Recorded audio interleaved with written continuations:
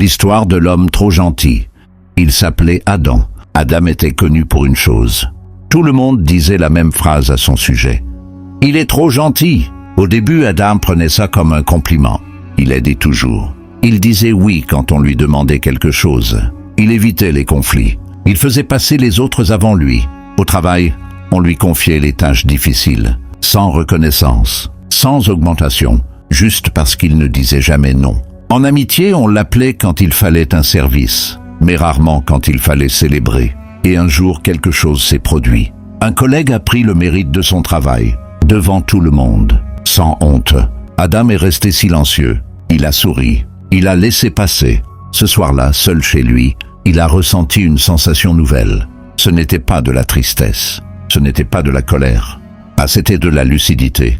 Il a compris une chose brutale. Sa gentillesse ne le protégeait pas.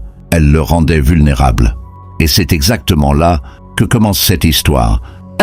Le conditionnement silencieux. Depuis l'enfance, on nous conditionne. Sois gentil, sois poli, sois compréhensif. On nous apprend à υπάρτηγε, céder, pardonner. Mais on oublie de nous apprendre une chose essentielle. Y est poser des limites. On ne nous explique jamais que le monde ne fonctionne pas sur la bonté, mais sur l'équilibre des forces. Machiavel l'avait compris. Les hommes ne respectent pas la morale.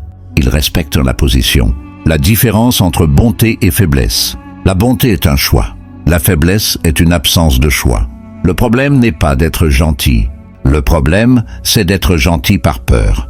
Peur de déplaire, peur d'être rejeté, peur d'être seul. Quand ta gentillesse vient de la peur, elle est perçue et elle est exploitée.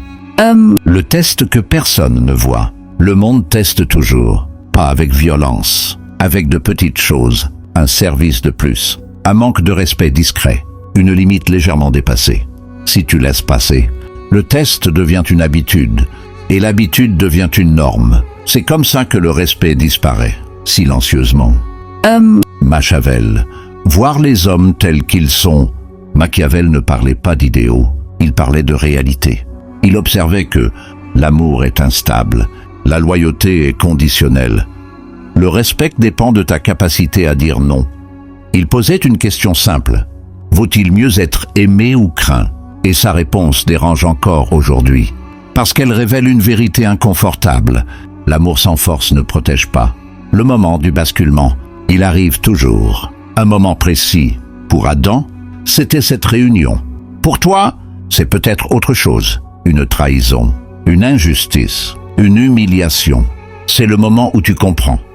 Ta gentillesse n'a pas été respectée. Et à cet instant, deux chemins s'ouvrent. Cesser d'être gentil, la peur du mot. Cesser d'être gentil fait peur. Parce qu'on confond fermeté et méchanceté, limite et égoïsme, calme et froideur. Mais en réalité, cesser d'être gentil signifie cesser d'être disponible sans condition. Le pouvoir des limites. Une limite est un message. Elle dit « Voilà jusqu'où tu peux aller ». Les gens qui respectent cette limite méritent ta présence. Ceux qui la contestent révèlent leurs intentions. Les limites filtrent. Le silence comme autorité. Quand Adam a commencé à changer, il a parlé moins. Il n'expliquait plus tout. Il ne se justifiait plus. Il disait non, calmement, sans émotion. Et quelque chose d'étrange s'est produit. Les gens ont commencé à hésiter avant de lui demander quelque chose. Et le calme crée l'autorité. Le pouvoir n'est pas la violence. Le pouvoir n'est pas de crier, ni d'écraser.